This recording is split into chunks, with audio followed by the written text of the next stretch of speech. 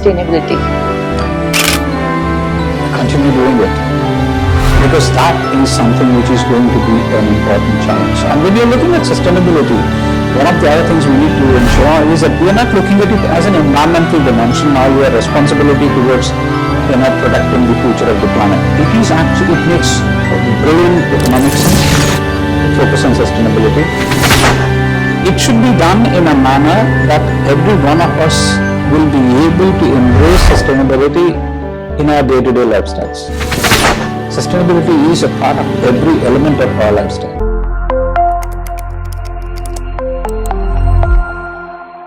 Welcome to this episode of Sustainability Karma. I'm your host Naina Gautam, and today we have with us Balakrishna Pisupati, Country Director, United Nations Environment Program, India. Welcome to the show. Thank you very much. What are your key observations on this year's World Environment Day? As probably you and many of our colleagues know, that the focus or theme for this year's World Environment Day 2025 is to end plastic pollution or ending plastic pollution. And of course, this is in continuation of a number of years of efforts, not just by UNEP but also by a number of agencies, including governments, in terms of how do we reduce plastic waste, plastic pollution. And in fact, in 2019, the theme for the year for the Environment Day was Beat Plastic Pollution. So we, to an extent, have moved or graduated from beating plastic pollution to ending plastic pollution. And of course, the kind of awareness to a common man, not just in India but also globally, on the problems associated with plastics has been phenomenally increased over the last number of years. Whether they are related to single-use plastics, whether they are related to segregation of waste, whether they are related to micro and nanoplastics, the kind of awareness that has been created globally and in India has been phenomenal. It's been really sort of encouraging.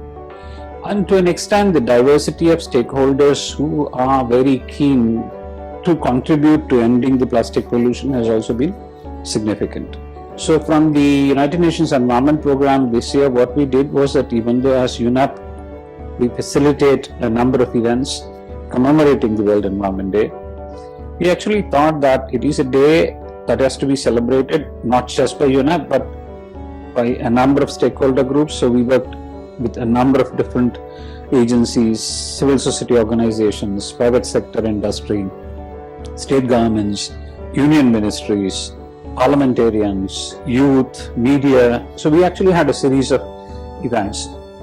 And the focus of all of these events are to look at what is that each stakeholder can do from their perspective to ending plastic pollution.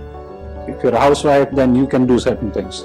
If you're a politician, you can do certain things. If you're somebody working in micro, small and medium enterprises, you can do something. If you're youth, you can do something. If you're media, something can be done.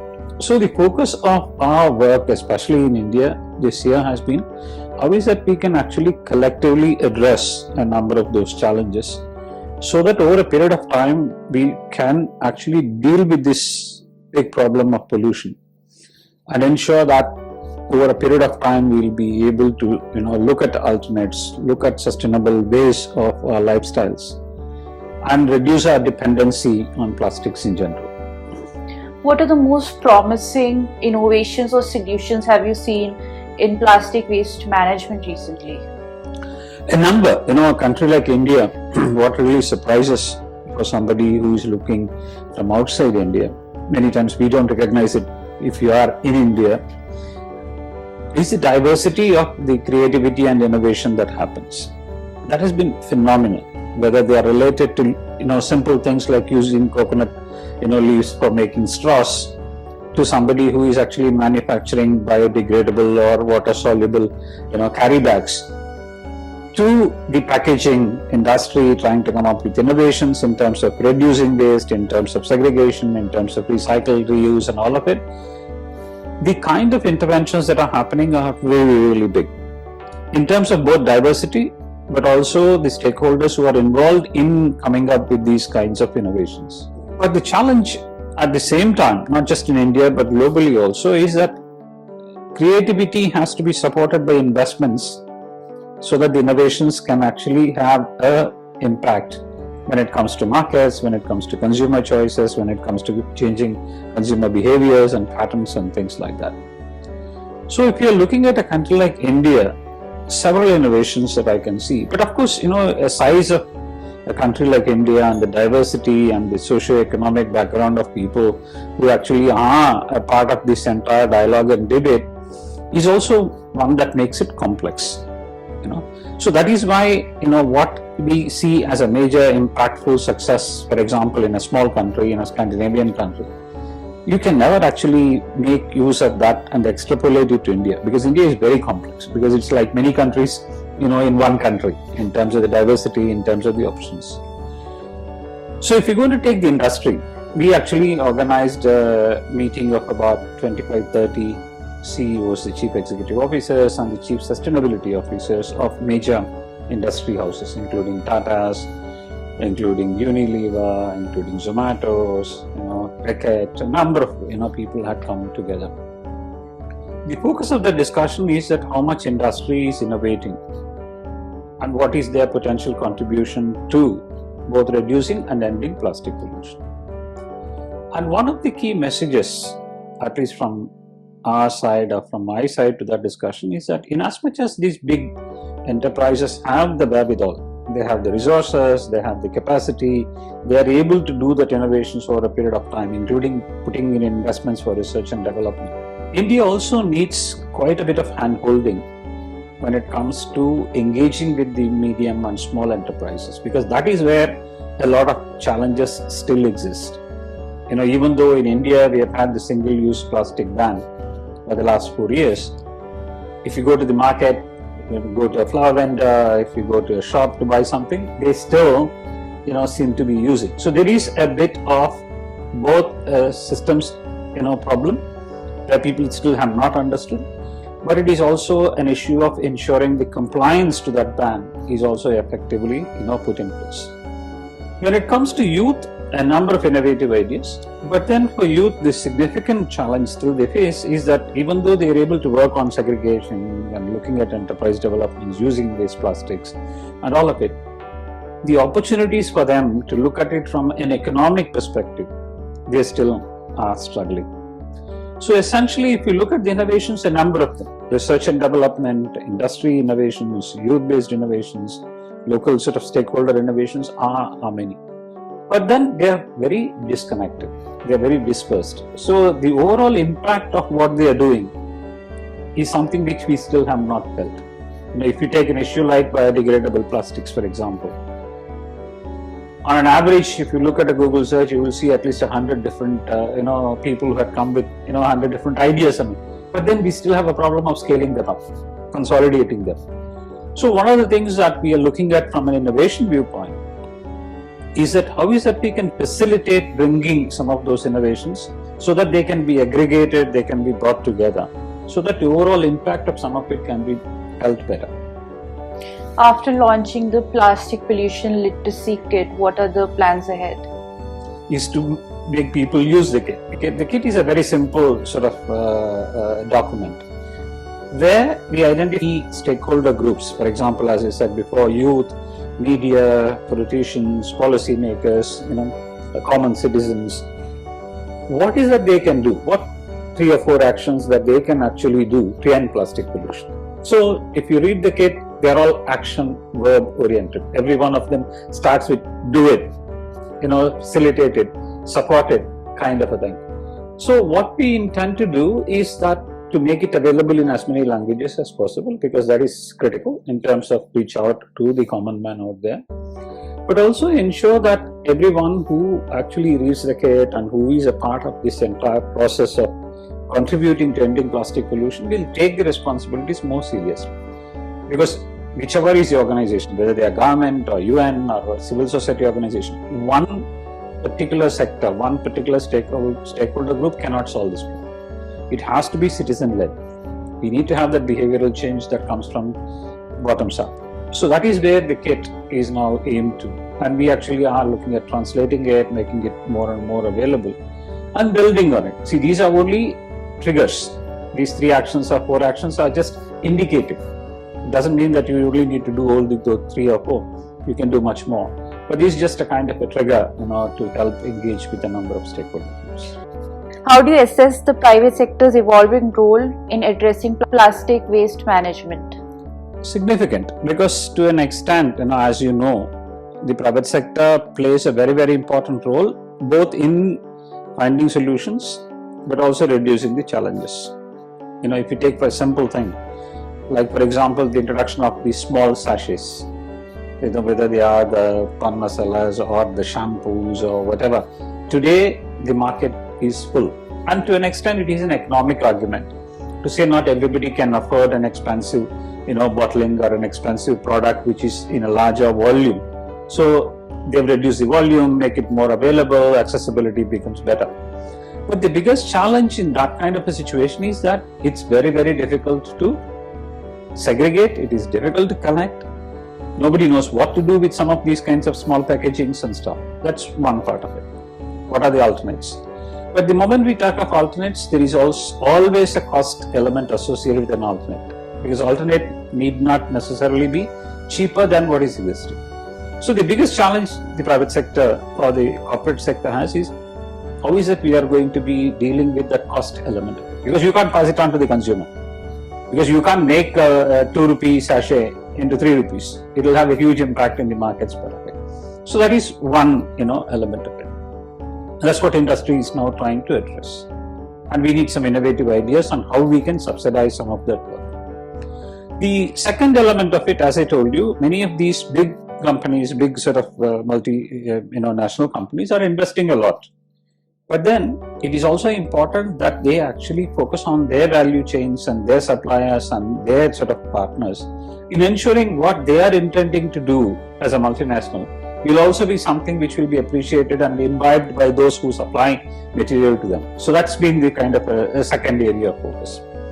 And the third one, increasingly because of the way the e-commerce and some of those kinds of things have really sort of picked up, especially with some of those, delivery, choices like Amazon's and Zomato's and Swiggy, the packaging becomes a major and an important issue. So we did sort of have had a discussion with the industry, specifically those working on wrapping and packaging and stuff like that, to look at what are the sustainable alternates and how is that they also can play a role, not just in promoting alternates, but also ensuring as much as possible to reduce the consumption. In terms of aggregation of packages, in terms of incentives to those who supply some of this material and all that kind of thing. So industry, to an extent in India, has been quite forward-looking, and it's a very encouraging trend. And there is already a part of several of them coming into it together. But what we are now intending to do are to do 2 things. One, how is that they can handhold those who actually will not be able to make those investments, but are very important stakeholders in making plastic pollution a history. But at the same time, what is that they can do to actually look at reducing the costs of a number of these interventions so that the applicability or the adoption of this becomes much better to the community. If I ask you to just highlight 3 things about plastics, what will that be? First thing is the way we have gotten addicted to plastics. We need to definitely de-addict. We need to detoxify. The second element of it is that small but incremental changes to our lifestyles is something which can easily be done. That is something which every individual can do. You not buying a plastic water bottle or you refusing to take water from a plastic water bottle in itself will contribute. Like for example, I was giving an example on the other day that the airline industry in India, domestic airlines, a lot of them serve these 200 ml water in plastic bottles. So if you take the plastic bottle, the cap and the label put together, on an average, given the volume of passengers on a day that they fly, per year we are producing 74,000 tons just from one intervention. 20 years ago, 30 years ago, we never used plastic bottles. We still had the mugs and the steel jugs. We used to put it in the paper cups and then serve. Simple interventions. So what is important for us is to actually look at what that small change we can do, because collectively it actually will have a huge impact. And lastly and importantly, this entire thing has to be driven as a citizens movement. In as much as the industry will have a role to play, the choices of the citizens will also determine what the industry can do or will do. And that is why we need to have that behavioral change. What will be your message for young professionals pursuing career in sustainability? Continue doing it, because that is something which is going to be an important challenge. And when you're looking at sustainability, one of the other things we need to ensure is that we are not looking at it as an environmental dimension or your responsibility towards protecting the future of the planet. It makes brilliant economic sense to focus on sustainability. It's a brilliant social sense. It's socially extremely relevant and important. So it should be done in a manner that every one of us will be able to embrace sustainability in our day-to-day lifestyles. Starting from the time we start brushing our teeth and the amount of water we use for that, to the last bit in terms of how do we segregate our waste and throw it out end of the day into the garbage bin. Sustainability is a part of every element of our lifestyle today. But what we have done is that over a period of time, it was a part of our lifestyles. We never defined it as sustainable or sustainability, but now science and technology and all the modern advances and the lexicon has given us a lot of buzzwords, a lot of new words to say how do we define what is being done is sustainable. So certainly it is a very important aspect of it, and every one of us should be a part of that game. It's not just the governments trying to do something or expecting the governments to do something, or the private sector expecting them to do something. It has to be a kind of every individual's way of thinking and way of lifestyles. There is a school of thought who says that sustainability is just a buzzword and they are not actually doing something. So what do you think about that? Words are important because they do provides you a connotation to what is meant by that. That's language. Those are the words. And secondly, words are also important for you to make people understand what is meant by that. I don't think there is any one individual on this planet who will say that my lifestyle, my day, I want to start being absolutely unsustainable. Knowingly or unknowingly, every human being on this planet is doing something towards sustainability. Even for you to go and bargain in a shop is sustainability, but sustainability in the context of economics.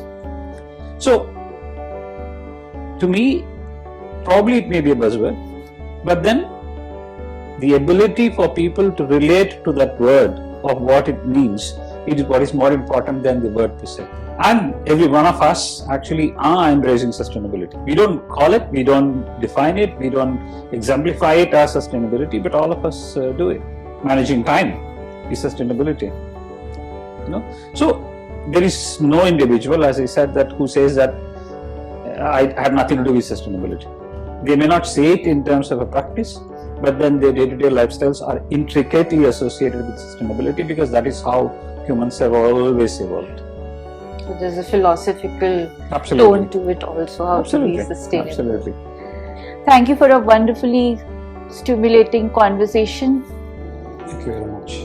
This is Naina Gautam signing off for Sustainability Karma. Like this program, we look forward to your feedback on our WhatsApp number 9818120554.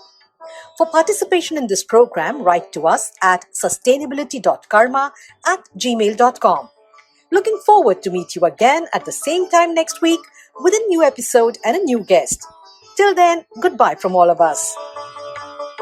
Sustainability Karma, a podcast series on sustainable development, sustainability, and ESG.